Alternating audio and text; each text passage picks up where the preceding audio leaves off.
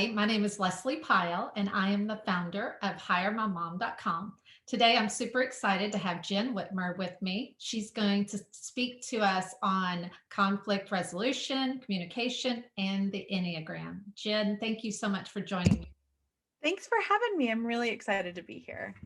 So tell us how you got your start. Well, I am a mom of four in St. Louis, Missouri. I married my sweetheart, and we are raising these crazy children who range in age from 11 to 18. And so coffee really fuels my life, and I love that. And for work, I am a speaker and a coach and a writer helping people solve conflict and personality clashes. And I got my start as an educator. I was an educator for 20 years, and then I became a school administrator and faculty leader and loved that work and never, ever, ever, ever thought I would move into the world of entrepreneurship. That was not what I did. But I found that the skills that I had learned in working with leaders and as a teacher really had some broader impact that I wanted to help more people with. And I had a couple instances that led me into studying conflict resolution because I discovered that these places that we need to grow often happen in conflict. And how do we work through that? Because I am a recovering conflict avoider. What does that look like? How do we save ourselves from destructive patterns? And that led me into self-awareness and the Enneagram. And the Enneagram is a personality tool that I use as part of my training and speaking and coaching because it helps us. It's a personality framework that helps us see why we do what we do, not just what we do. And that makes a huge difference when we're talking about relationships and conflict, but in all kinds of areas is what I've discovered as I have continued to work with clients and teams. Yes, awesome. So tell us a little bit more about the Enneagram. I mentioned earlier that I've taken it, but I have lots to learn about it. So I know there are 9 types. Yes. Yeah. So the Enneagram, like I said, it's a personality framework. And the way I like to describe it is that it shows us 9 different ways of being in the world, 9 different perspectives, 9 different, if you will, colored glasses. So if I know that I'm just going to pull them out because this is me. If I'm wearing these glasses and they're yellow and I start looking at a pool and I think that it's green, I'm going to run into problems because I'm not aware that I'm wearing yellow glasses. Yeah. So the Enneagram helps us see what we're motivated by, what are those deep fears, deep insecurities, deep needs that we're reaching for that might be different than the other deepest needs of other people. So each of the 9 types is motivated by this core set of motivations that helps us get our needs met and motivates our different behaviors at work, at home, in relationships, in our business, in all the ways. And so the Enneagram just helps us see that and then really shows us how to start managing that and how to work with really who we want to be at our essence, not just when our personality gets in the way. Right. And it's pretty fascinating to see how dead on some of them are. You're like, wow, they know that about me. Like, oh yeah, that's one of my fears. Or yeah, I really stink at that. Or that's what I'm really good at. Exactly. I always say 2 things. Like we grow the most when we learn about the parts of ourselves we don't like. And when you first jump into the Enneagram, you're like, I was trying to keep that hidden. I didn't want anybody to know. So that's what can be a little bit like, oh my gosh, that's what it knew. But then, like you said, the other side of that is often our greatest strengths and gifts we bring to the world. And I love that part of it. Like, this is what I can offer that's unique to me and the way I see the world. Yes, I agree. So how does the Enneagram impact someone's work? Well, because it's our motivation, we have a set of tasks before us, but the way that we start approaching those tasks are influenced by what we're trying to get deep down. So oftentimes, so I'm going to use the example of procrastination. Lots of people identify with procrastination, and procrastination is never, well, I shouldn't say never, is rarely a time management issue. There's 1,000 time management skills that you can learn, but underneath procrastination is something you're afraid of. And so you might be afraid of not being perfect. And that's an Enneagram 1 motivation. You might be afraid that you might get limited. If I don't do this other thing over here, I might miss something out over here, and that's a 7. And then there's other motivations all along the Enneagram. But if you start seeing, oh, that's what I'm afraid of, that's what's preventing me from actually doing the task. Mhm. And if I don't address that, whatever Pomodoro method, task list thing you come up with Right. isn't actually going to solve your problem. So that's just one little example of how understanding yourself and what you're really going for, what you really want out of life, and what you're really genuinely afraid of can impact those different layers of our businesses. And then, of course, on a team when you have differing perspectives and differing fears and desires. Right. Yeah, that's 100%. I could see how that would definitely impact. And knowing those things about yourself gives you the opportunity to work towards resolution or overcoming them and that sort of thing. So, Mhm. how do you use the Enneagram to improve productivity? Yeah. So I mean, kind of back to that procrastination example, really knowing what I'm afraid of. And then there are different strategies that work best for each Enneagram type. And often have to do with practices in your life. So for me, as again, I'm an Enneagram 7. So we didn't say it front. There are 9 types and they're just labeled by numbers, which is actually super simple. So as an Enneagram 7, I have what I call a starburst mind. I'm ready to brainstorm. I mean, let's come up with these ideas and what could we do? What could we do? And I know that about myself. And what I need to learn is focus. How Mm, do I stay with a task and yeah. move on to completion? So actually those ideas get implemented and to the end, because I can get partway through the implementation and be like, is this really what I'm doing? Oh, that shiny idea looks really neat over there. Maybe I should do that. Whereas another squirrel all the time. It's like training my brain. So much better. But I'm aware of it because I know, oh, I'm doing that because there's something in here that's making me feel a little trapped. I'm not trapped. I just need to keep working. And that's Enneagram work. And so for different numbers, so somebody who, for example, might be an Enneagram 9, Enneagram 9s often struggle with prioritization. They do lots of things. There's lots of doing, but it's not always productive to the goal that they want.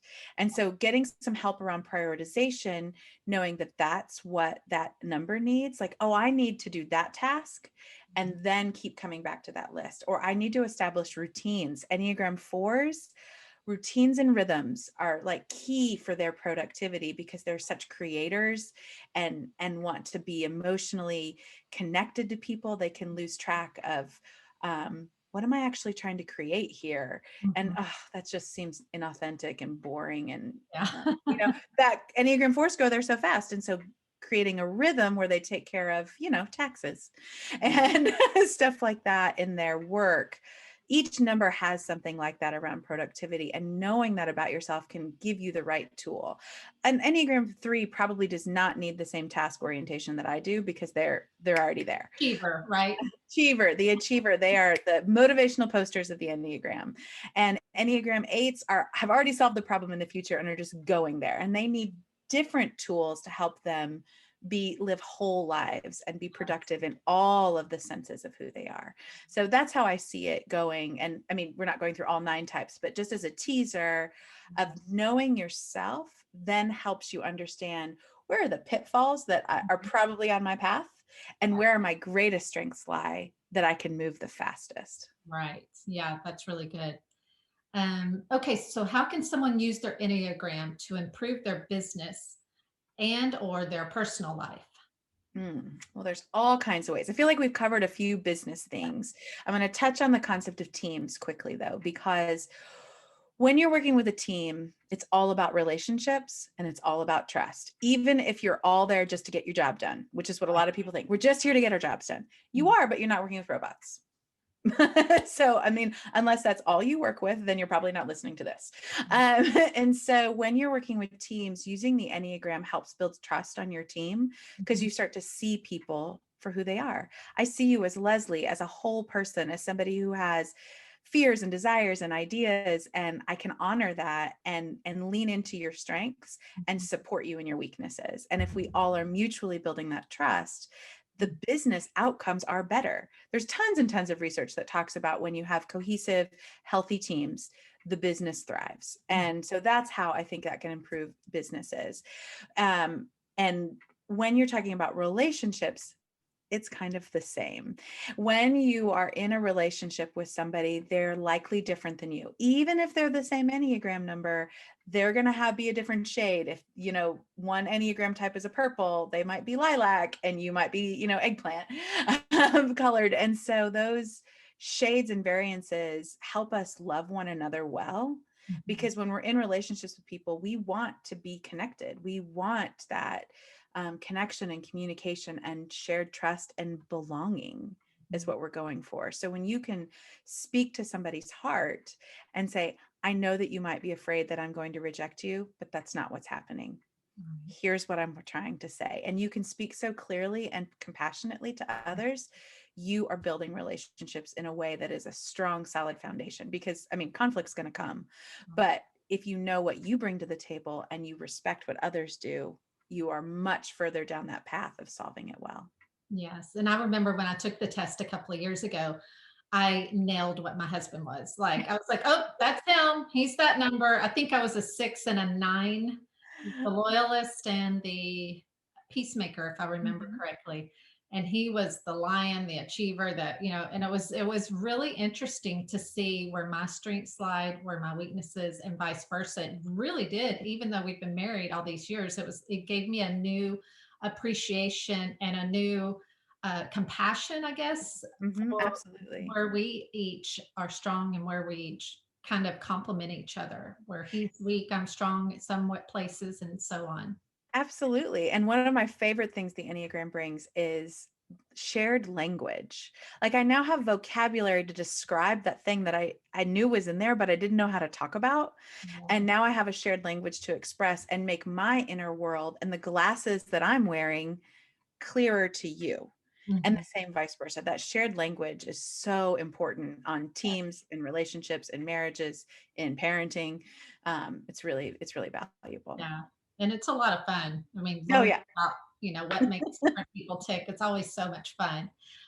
Okay. So how do you help people know when it's time to have hard conversations? It's a great question. So I have a little framework, and there are 3 times when it's time to confront, and I call it caring confrontation. And the first time is if a relationship is broken. If trust is broken, something has happened where there's a relational rift, even if it seems like a small thing, if it has broken your relationship, it's time to go say something. And I always like to say, the closer the relationship, the tinier the break you need to fix.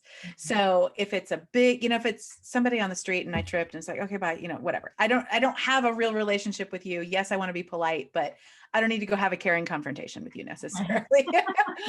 But somebody that you work with on a daily basis, somebody you live with, your roommate, your kids, the closer the relationship, the smaller the break you need to go address. So if there's a break in relationship. And then the second time is if there's harm.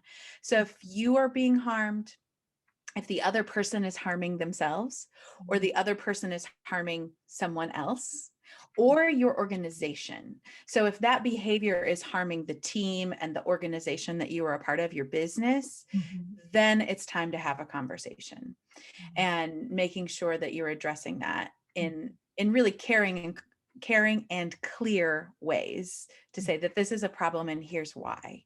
And then the third time is when behavior is patterned, because usually that means it's going to break the relationship or it's causing harm. So if, what, I'm late to a meeting. I was late to a meeting today, like it's a one-off thing, and you have grace for people. We overlook that. That's no big deal. If someone is late to 90% of their meetings, that's starting to erode trust. People start making assumptions. It's actually starting to harm the team. This is a pattern I'm noticing and I want to bring to your attention. So those are the 3 times that are really important to go ahead and lean in and have those hard conversations. Yes.